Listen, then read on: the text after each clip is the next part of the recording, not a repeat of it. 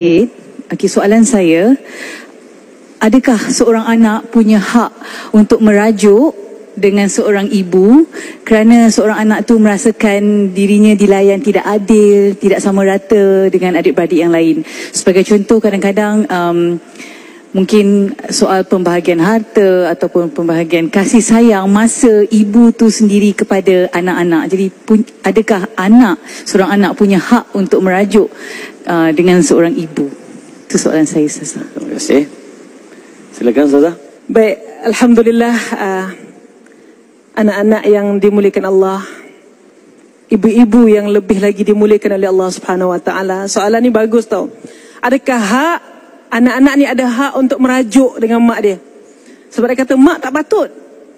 Mak lebihkan kakak, tak lebihkan saya. Mak lebihkan adik, tak lebihkan saya. Banyaklah mak bagi dia, tak bagi saya.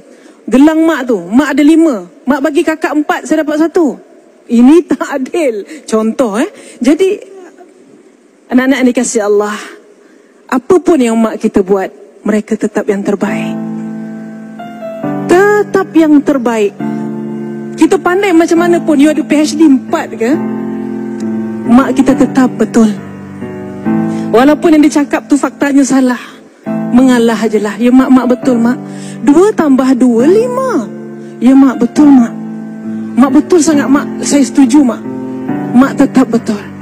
Tuan-tuan yang dirahmati Allah, yang dikasihi Allah, andai kita bina istana pun untuk mak kita, andai kita hadiahkan 2 kilo emas, 5 kilo emas untuk ibu kita, andai kita gendong dia untuk tawaf umrah dan juga haji, andai kita minum perendaman akhir kaki je, belum tentu dapat membalas jasanya yang mengeluarkan kita daripada gelap rahim kepada terang dunia ini. Anak-anak yang dikasihi Allah, ibu tu makhluk yang Allah muliakan.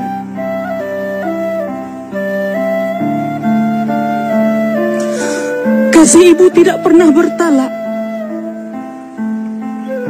Kasih ibu tiada edahnya.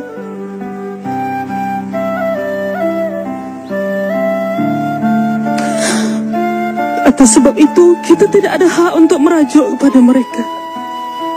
Kita tidak ada hak langsung untuk berdendam dengan mereka. Pohonlah rahmat kerana pada 2 tangannya ada tangan keramat yang boleh mendoakan kita. Doanya tiada hijab terus sampai kepada Allah. Kita tak tahu ketika kita sedang lena tidur, ibu kita bangun, ya Allah, kasihani anakku ya Allah, rahmati hidupnya ya Allah, bahagiakan dia ya Allah.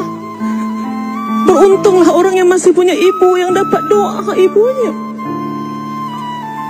Sebab itu tuan-tuan yang mulia, kalau anda masih ada ibu, junjunglah dia, letaklah dia di tempat yang paling mulia. Andai anda ada ibu mertua, junjunglah dia, letakkanlah dia di tempat yang mulia. Hatta Rasul sallallahu alaihi wasallam dapat jumpa dengan ibu susunya, Halimatus Sa'diyah. Dibukakan serbannya, dihamparkan serbannya, minta Halimatus Sa'diyah duduk di atas serbannya. Kata Sayyidina Abu Bakar, aku tidak pernah cemburu pada orang, melainkan kepada Halimatus Sa'diyah, kerana dia dapat duduk di atas serbannya Nabi sallallahu alaihi wasallam. Tuan-tuan, bak kata Ustaz, itu ibu susu. Kalau Rasul ada ibu kandung, wallahu ta'ala alam. Baiklah hadirin sekalian, insan yang dimuliakan oleh Allah dan Nabi ini juga adalah seorang manusia. Dan sebagai manusia, Allah SWT menjanjikan setiap yang bernyawa pasti akan merasai maut. Apakah amalan yang perlu kita lakukan? Apakah yang terbaik yang perlu kita lakukan tatkala ibu berada dekat